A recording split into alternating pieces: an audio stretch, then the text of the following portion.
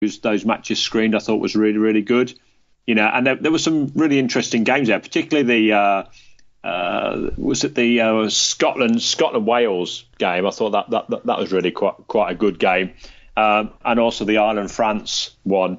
It seemed like all those games were played in really windy conditions. I don't know why, but whenever I tuned into any of them, the ball seemed to be blowing everywhere, and the goal kickers seemed to have a devil's own job at scoring. But the scorelines ended up not looking that competitive in a lot of the games, didn't they? But I think that's more the back 20 minutes of some of those games. It was.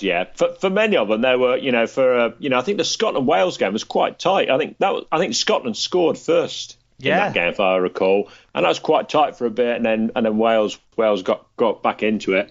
Bit of a shame that some of the players are not there. There's obviously the sort of Wales one. Regan, Grace, and Morgan were both sort of allegedly told by Justin Holbrook that they shouldn't play, and then Holbrook rocks up on the BBC, doesn't he, to talk about an England international match, which I thought was a bit double standards from him. And to sort of put forward his Saints players should be playing for England, but at the same time, there's rumours that he's told his Welsh players they're not allowed to play in their games. And we're not talking about, phony Welsh. We're talking about Regan Welsh, absolutely, So, Welsh accent. He's got the only Welsh accent in Super League. Oh no, Ben Flower. To be fair, he's got a very Welsh accent.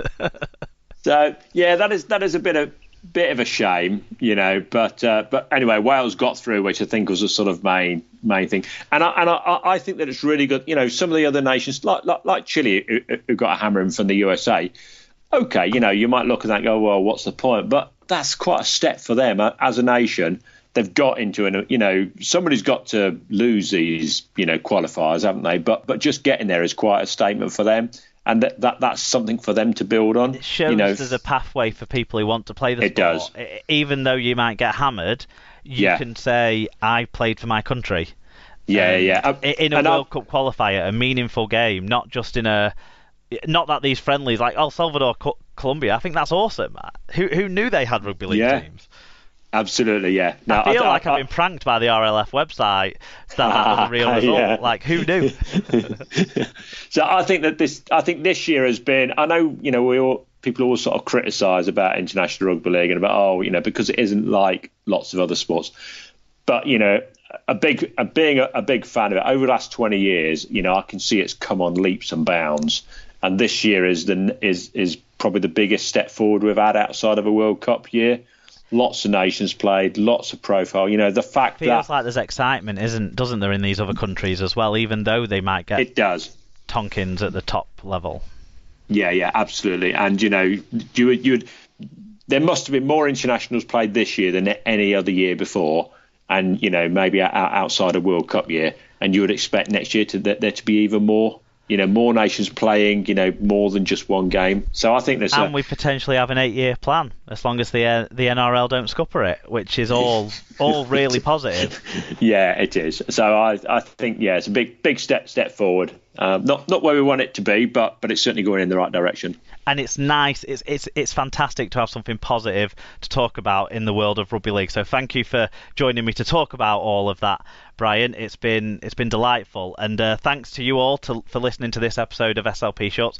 Keep your eyes or ears out for more shows during the off season. We've got one coming up that might be of interest to Widnes fans in particular, coming up over the next week or so. If you want more SLP in your life, you can find us at Super League Pod on Twitter and Instagram, facebook.com/Super League Pod, or you can email us if you've got any views to share, superleaguepod@gmail.com. Actually, a quick mention for the Instagram.